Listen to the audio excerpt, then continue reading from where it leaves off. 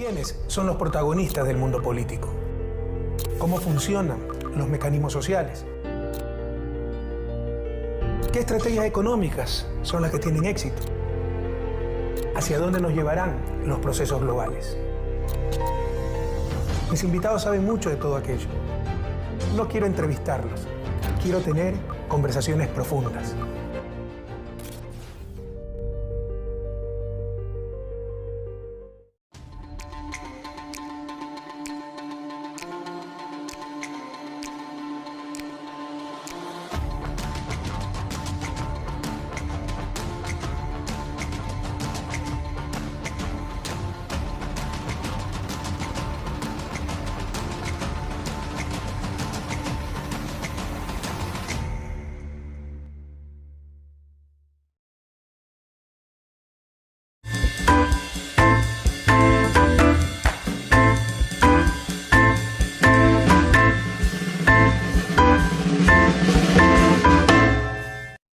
Bienvenidos, queridos amigos, a otro programa de Conversando con Correa. Esta vez con un tema muy interesante: el arte, la cultura, su impacto en los procesos revolucionarios, en los procesos de cambio, en la búsqueda de la verdadera paz. Y tenemos como invitado a uno de los más grandes referentes de la canción hispana a nivel mundial. De hecho, junto a Joan Manuel Serrat fue nombrado el cantautor hispano más importante de la segunda mitad del siglo XX. Me refiero a mi querido amigo Silvio Rodríguez, referente de la nueva trova cubana. ¿Y quién puede imaginar el proceso cubano sin la nueva trova, sin esa canción? Bienvenido, Silvio, muchas gracias por estar aquí. Muchas gracias por invitarme. ¿Qué piensas tú de la influencia de los artistas, de los actores culturales en estos procesos de cambio, en los procesos de búsqueda de justicia, en los procesos de búsqueda de la verdadera paz? La paz algunas veces creemos que es la ausencia de guerra. La paz es sobre todo presencia, ¿no? Presencia de equidad, presencia de dignidad, presencia de oportunidades para todos, presencia de alegría, presencia de identidad. ¿Cómo ese arte, cómo esa cultura y cómo esos agentes culturales pueden contribuir a la búsqueda de esa verdadera paz, a apoyar esos procesos de cambio? Yo realmente no sé cómo, pero ocurre. Quizás eso tenga su referencia más profunda en la necesidad del ser humano de dejar testimonio. Está esa necesidad desde los primeros signos que tenemos en las cuevas, de personas que de pronto pintaron sus actividades en ese momento. ¿Qué los movió a hacer eso? Son preguntas que todavía la ciencia se hace, desde esta distancia enorme nos la hacemos. ¿Por qué? Yo creo que todo surge de ahí. Y lógicamente los procesos revolucionarios, que son siempre apasionantes y que porque revuelven la realidad, la cuestionan, hacen avanzar el mundo en diferentes direcciones, no son ajenos tampoco a la actividad artística. Ya ahora en estos días más compleja, porque está desde, no sé, la fotografía, el cine, la literatura, la poesía, la danza, la canción, etcétera, etcétera. Y en todas esas manifestaciones caben las transformaciones humanas. Y pueden ser usadas por artistas conscientes, por artistas que además de querer dejar su testimonio como seres humanos, quieren comprometidamente hacer un aporte a esa cosa apasionante que está sucediendo en su realidad. Tal vez con esa sensibilidad especial que tienen los artistas, sobre todo los artistas comprometidos, no es que encuentran un espacio mucho más natural para desarrollar su arte en todas sus expresiones, ¿no? Artes plásticas, artes vivas, la música. Y para mí la música es el mejor invento de la humanidad, ¿no? Y si Diosito me diera el privilegio de nacer de nuevo y concederme un deseo, le pediría ser buen músico, porque yo nací medio sordo de la oreja izquierda y sordo y medio de la derecha para la música, ¿no? No digas eso, pues si yo te he visto cantar a ti innumerables ocasiones. era el único abuso de poder que cometía de vez en cuando. Y como era presidente, qué lindo que canta presidente, esa no me la creo. Yo sé que no tengo voz, no tengo ritmo. Lo único es que me sé todas las letras. Pero esa era la maldición de mis amigos en las peñas, porque era una que no se sepa Rafael y me sabía todita. Pero en todo caso, me decían... Es proverbial que tú te sabes todas las canciones del cancionero latinoamericano. Pero bueno, en todo caso, los artistas tienen una sensibilidad especial, eso es claro. Sobre todo aquellos artistas no mercantiles, ¿no? Los que desarrollan su arte por vocación, ¿no? No es una profesión, es una vocación. Entonces, no es que encuentran un espacio más natural a sus inclinaciones, no es que encuentran inspiración en estos procesos de cambio, y ese es uno de los motivos por los cuales se nota cuando existen estos procesos, cubano, chileno, a alguna distancia el ecuatoriano, que hay este desarrollo, por ejemplo en este caso que estamos hablando, el nuevo canto chileno, la nueva trova cubana. La nueva canción argentina también. Sí, con Cafrune, toda esa gente. Exactamente, Jorge Cafrune.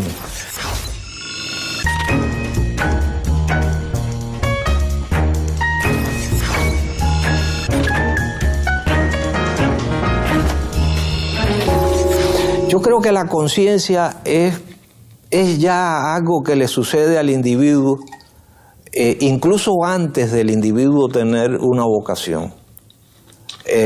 Yo empecé a hacer canciones y es que no puedo hablar de la experiencia de otros, tengo que hablar de la mía, de la propia, porque yo supongo que eso ha llegado a cada persona de una manera muy particular.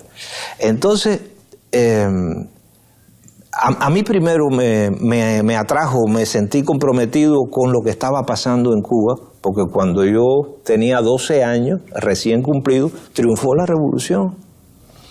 Y fui uno de los jóvenes, de los muchos jóvenes que se vieron enrolados en todo el proceso revolucionario y en todos los combates a los que la juventud estaba destinada, uno de ellos maravilloso y fundamental. Ha sido una de las piedras que sostiene todo lo que ha construido Cuba y que ha sido la educación, o sea, la campaña de alfabetización.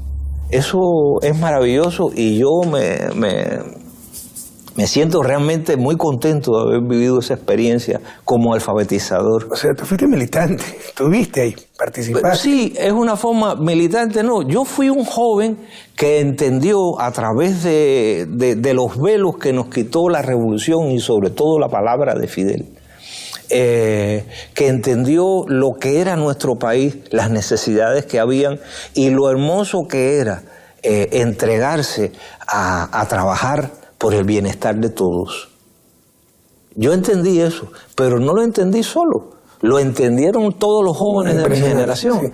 Sí. Y por eso cuando Fidel dijo, les vamos a pedir a los estudiantes secundarios un año de su trabajo escolar para que se vayan a los campos a alfabetizar.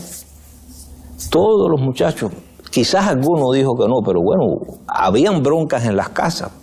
A mí mismo, tenía 14 años, hubo bronca en mi casa, porque mi padre quería dejarme ir, pero mi madre, que yo nunca había salido solo de mi casa, aquello fue un lío. Por suerte triunfó mi padre, ¿no? Y yo también que empujaba, porque me quería ir. En fin, toda esa aventura, ese abrirse a la realidad social, que fue la invitación que nos hizo la revolución. Este es su país, vamos a hacerlo entre todos. Sin duda, mucho antes de que mi vocación guitarrística o cancionística apareciera, influyó, determinó cuando empecé a hacer canciones. Porque ya yo era una persona con una visión y con un compromiso como persona. O sea que esa cosa del huevo y la gallina, el huevo de mi gallina fue así. ¿Y hasta dónde es necesaria esa expresión artística para acompañar los procesos de cambio? ¿Cuánta influencia tuvo en la Revolución Cubana? ¿Es posible imaginar la Revolución Cubana y los procesos de cambio, como la Unidad Popular en Chile, sin el canto nuevo chileno, sin la nueva trova cubana? O sea, yo entiendo perfectamente. No es que una canción va a ser una revolución. Para nada. ¿Ya? Pero, ¿no? Para nada. Ayuda un poquito. La revolución se siente reforzada con una buena canción, sin duda, con buenas canciones y con arte. Sobre todo eso. Sobre todo que tratando de que sean buenas. Porque no es solamente tener un compromiso con lo social, también es tener un compromiso con el arte. Porque si no, no eres artista. No puedes decir que eres artista. Eso lo decía mucho Alfredo. El arte tiene que ser de calidad. Sí, tiene que ser revolucionario, pero si no es de calidad, no es arte. Entonces tú le podrás llamar a ese engendro esa cosa revolucionaria, pero no arte revolucionario. Totalmente de acuerdo contigo. Es vital que el arte tenga calidad.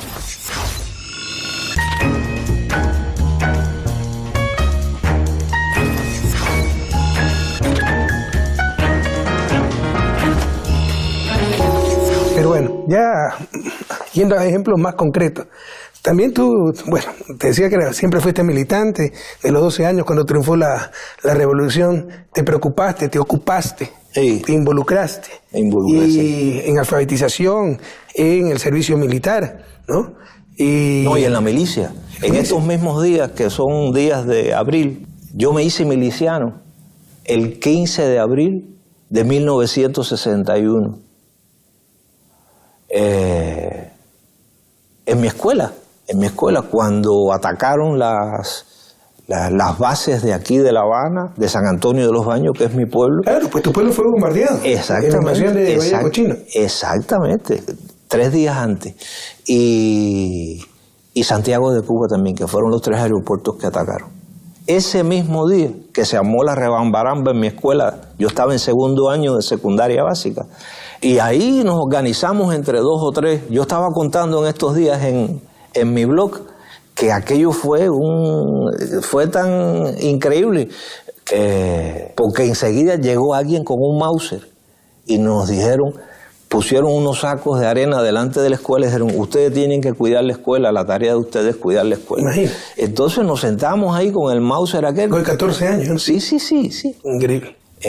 Y nos sentamos con aquel Mauser. Me acuerdo que mi primera guardia la hice porque el muchachito que estaba sentado con el Mauser, llegó el padre a ver qué era lo que estaba pasando, que el muchacho no regresaba a la casa, y cuando lo vio con el fusil aquel, lo agarró por la oreja, puso el fusil arriba y se lo llevó para la casa. Así eran las cosas. ¿Y sabía disparar? Sabía disparar. ¿Y quién es usted, culicagao, para estar con un fusil en la que...? Y entonces era así. Así nos hicimos hombres de un día para otro. Aquella cosa que digo en una canción, del niño que se arranca los juegos de un tirón. Eso fue lo que nos pasó a nosotros. La realidad nos obligó a dar un salto para el que muchos todavía no estábamos preparados, pero que bueno, tuvimos que empinarnos y ponernos a la altura. Presidente, estaba conversando eso, de tu militancia, de tu involucramiento, y luego te embarcas en el Playa Girón, de tu espíritu aventurero. Sí, ahí lo de Playa Girón es la cosa del isleño. El isleño siempre tiene la interrogación de qué es lo que hay más allá.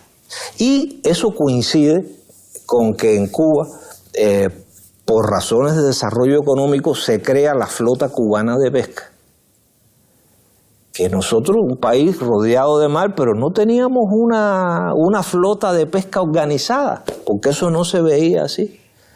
Y en aquel momento se crea la flota cubana de pesca, se reclutan a miles de jóvenes, se meten en los barcos y se lanzan a los jóvenes a los grandes pesqueros internacionales, zonas de pesca, que se le llaman pesqueros. Y ahí se metían meses, a veces años. Y entonces, que era un trabajo heroico, había algunos que se volvían locos. Y yo me entero de eso y le digo a un amigo, ¿por qué no me ayudas a montarme en un barco de eso? Y yo voy y le canto a la gente allí. Y bueno, eso se dio y maté 2 pájaros de un tiro. Por una parte ayudé a los pescadores entreteniéndoles sus noches y por otra me maté la incógnita de ver qué era lo que había un poco más allá del horizonte. Y te falta algo sumamente importante, porque estuve leyendo al respecto, y en 4 meses, 120 y pico días, hiciste más de 70 canciones. Hice unas cuantas. ¿Y en qué espacio podías escribir, pensar, retirarte? Yo compartía mi camarote, es decir, un pescador compartía su camarote conmigo. Yo no compartía nada. Yo era un extraño que llegué ahí. Él dormía abajo y yo arriba. En fin, así, cuando él se iba a trabajar, yo me quedaba solo ahí con una grabadorita pequeña que me había prestado un amigo, y ahí con 3 casetes de 90 minutos, y ahí grabé todo lo que se me ocurrió. Escribí muchísimo. Si mal no recuerdo, también Ojalá, ¿no? Que es de mis canciones favoritas. Ojalá la escribí. Qué preciosa canción. Ahí escribí, en guitarra. Ahí escribí Ojalá, y ahí escribí una canción que a mí me gusta y que siempre la considero que es algo que de lo que he hecho que vale la pena, que es Playa Girón. Claro, Playa Girón. Que es Playa Girón. Por lo que dice. Sí. Por lo que dice. Compañeros poetas. Sí, porque es como un arte poética, si no es que es eso mismo que tú has estado tratando de decir. O sea, ¿cómo me ubico? ¿Cuál es el papel de lo que yo hago en medio de este gran movimiento de gente? Quiero decirle al público que Silvio ha interpretado más de 500 canciones. De esas la inmensa mayoría tuyas, ¿no? Sí, sí. ¿Cuántas canciones tiene en total? ¿Llevas cuenta? No. Pero buenas no son muchas. No, por favor. Nos alcanzaría el programa de enumerarlas muy buenas, y de mis favoritas, por ejemplo, El Necio, que es un lema de vida, lo utilizaba en discursos, ¿no? Claro. ¿Será que la necedad parió conmigo? La necedad de lo que hoy resulta necio. La necedad de asumir al enemigo. La necedad de vivir sin tener precio. Fabuloso. Claro. ¿Tienes alguna canción favorita de tu autoría? ¿Alguna canción favorita? ¿Mía o de otros? Tuya. Mía. Te voy a decir con sinceridad, la que estoy haciendo es la que más me gusta. Qué bien, buena respuesta.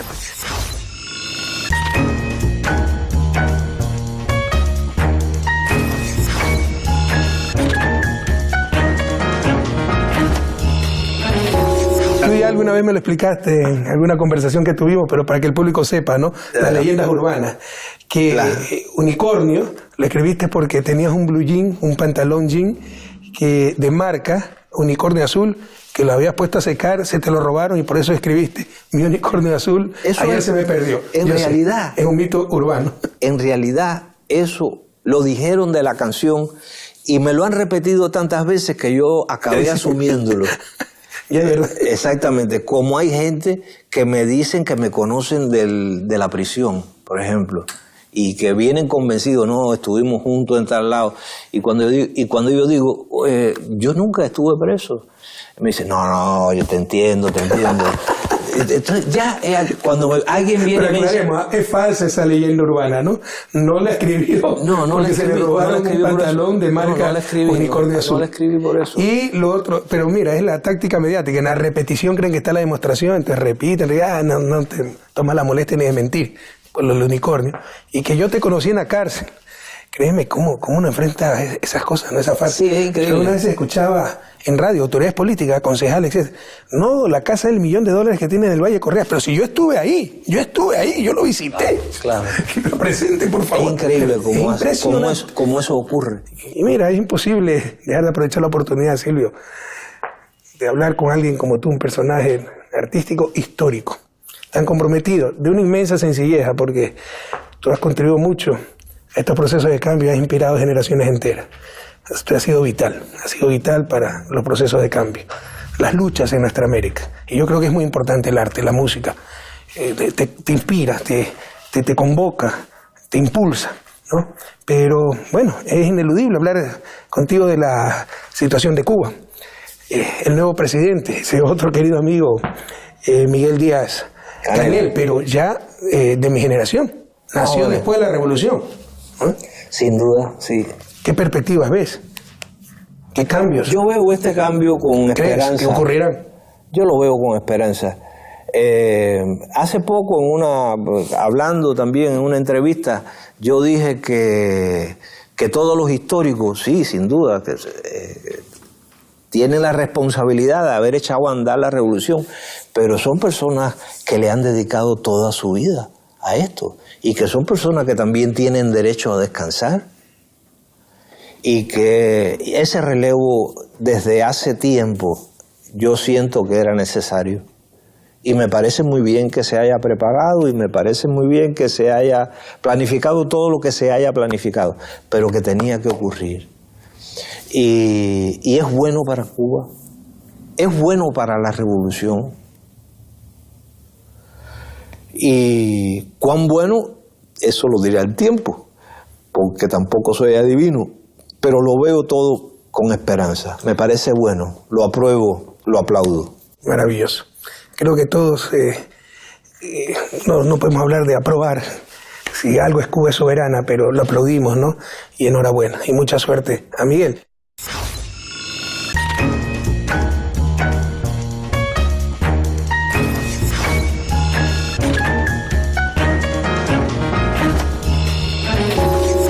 Bueno, te voy a hacer un ejercicio que yo detesto que me lo hagan a mí. Me voy a vengar de la tortura de ciertos periodistas. Además, el ping-pong, que te dan una palabra y tú tienes que decir qué piensas. Te voy a dar nombres, pero no te quiero poner en esa presión. Con calma. Dime. Una palabra. Entonces, de repente te ponen el opositor que te acaba de insultar, etcétera, y se te sale en ese momento del alma algo negativo. Y ese es el titular. No, acá vamos a hablar de cosas positivas, de personajes históricos que conociste, que conocí, y con toda flexibilidad, ¿no? Tu opinión, tu visión de ellos. Un Fidel. Padre. Fidel es el padre. Puedes playarte, no tienes que definirle una palabra. Padre. Fidel. Imagínate la suerte que he tenido de nacer como canta Alberto Cortés, que pude conocer a Fidel, ¿no? Y hablar varias horas con él en varias ocasiones. Raúl. Hermano. Raúl, qué bueno que es Raúl. Es que es impresionante la imagen, cómo quieren distorsionarla muchas veces, ¿no? Raúl, ¿Qué tipo más afable, Raúl tiene más comprensivo, cosas que yo admiro mucho. más comprensivo, perdón. Su capacidad autocrítica Sí. es tremenda y nos da una lección a todos constantemente. Lo que algunos no la quieren oír, algunos la soslayan. Personajes continentales, Pepe Mujica. Ese es una persona entrañable, ese es un hermano. Es un filósofo. Un filósofo. Hugo Chávez. Era un iluminado, Chávez. Era un hombre inspirado. O sea, la visión estratégica de Chávez era impresionante. Y su visión geopolítica, increíble. Él anticipaba los acontecimientos como Fidel. Increíble. Lula da Silva. Es tremendo lo que le están haciendo a Lula. De lo único que es culpable Lula es de haber sacado de la miseria a millones 38 millones de brasileños. de brasileños. Pero aquí te voy a decir algo duro. ¿Dónde están defendiendo a Lula? ¿Dónde estuvieron para defender a Es Dilma? terrible. El problema es que evidentemente no solo basta con sacar de la miseria a la gente, hay que explicarles por qué. Hay que crearles conciencia de lo que se está haciendo por ellos y por qué, y de lo necesario de que ellos se comprometan con las ideas. Sí. Si no ocurre esto. Pero es difícil muchas veces, ¿no? No, yo sé que es difícil. Nos piden que seamos políticos, líderes espirituales, que cambiemos la naturaleza humana. A veces no se puede, ¿no? Y el proceso cubano fue un proceso, aquí la gente tiene una conciencia política impresionante, pero fue un proceso muy peculiar. Y claro, fue durísimo. Y una decena, un puñado de locos que enfrentaron todo un ejército, ¿no? No, y una persona que durante décadas se paraba casi todos los días delante del pueblo a explicar las cosas. Pero la burguesía dejó Cuba y aprendieron la lección. Y dejaron Cuba, me contaba Fidel. Sí, la dejaron porque pensaban que se caían los dejaron hasta la ropa en los armarios, creyendo que esto era una cuestión de meses y iban a regresar, ¿no? Por ejemplo, en el laguito. Pero aprendieron la lección. Ahora se quedan y tratan de destrozar desde adentro con sus medios de comunicación. Sí. Y son mucho más mortíferos, ¿no? Entonces es duro decirle a la gente, bueno, el caso de Venezuela, el caso de Ecuador. Ustedes salieron de la pobreza. Y como les acusan de reprimir a los medios. Además, es impresionante la doble moral, el doble estándar y la psicología proyectiva, ¿no? Te acusaban de lo que ellos practican.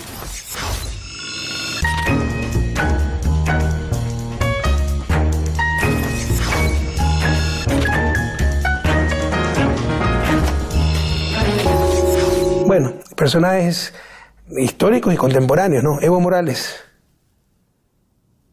Evo es la dignidad de América. Increíble, ¿no? Es la dignidad americana. Y su inteligencia natural, como la de Lula. Sí, a mí Evo me recuerda mucho, cuando veo a Evo y cuando lo veo hablar, me recuerda mucho a Guayasamín. Interesante. Yo no pude conocer al maestro Guayasamín. Ave María. Y murió cuando yo estudiaba en Estados Unidos. Ave María, te perdiste. Pero con la familia, los hijos somos muy cercanos, siempre nos apoyaron. Te perdiste a un tipo maravilloso. He leído lo que escribió, lo que decía. Conocer a Guayasamín me encanta. Conocer a Guayasamín era conocer las malas Guayasamín, las miradas. Las entrañas de América. Era una cosa así. Estaba muy conectado con lo telúrico americano. Y a mí me parece que a Evo le pasa lo mismo. Es una de mis grandes frustraciones, no haber podido conocer y ser amigo del maestro Guayasamín. Sí, soy muy amigo, bueno, amigos, y siempre nos apoyaron de sus hubiera hijos, amado Guayasamín. Y tampoco pude conocer a García Márquez. Había un mutuo respeto, admiración, pero nunca nos pudimos encontrar. ¿Qué cosa? No lo pude encontrar. ¿Qué cosa? No lo pude conocer. Bueno, un último personaje de ese histórico, José Martí. José Martí. José Martí. Entiendo mucho a Martí a través de algo que dijo José Lezama Lima, de él.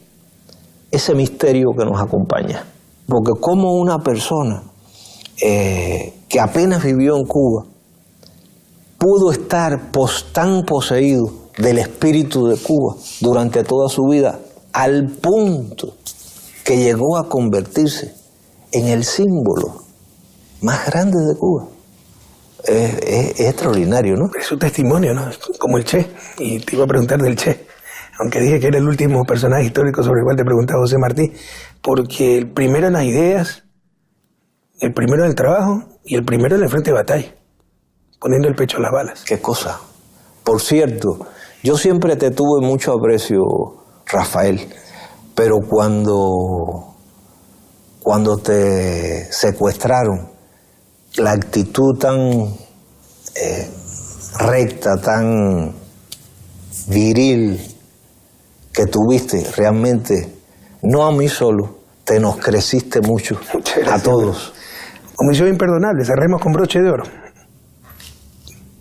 ¿Qué es para ti Che Guevara?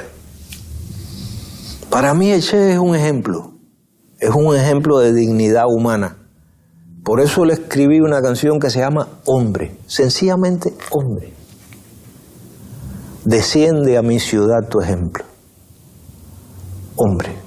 Ojalá que ese ejemplo nos inspire a todos, porque podemos estar de acuerdo, en desacuerdo con el Che, pero qué hombre más auténtico, qué hombre más coherente, qué testimonio de vida. Ni más ni menos. Muchas gracias, Silvio. Mucha suerte para ti, mucha suerte igualmente para nuestra querida Cuba, para su nuevo gobierno, para Miguel. Mucha suerte para Patria Grande. Sí. Y a ustedes, queridos televidentes, hasta el próximo programa de Conversando con Correa. Si no creyera en la locura. Es muy latinoamericana. En la garganta del sinsonte. Pero sinsonte, ¿quién sabe lo que significa sinsonte?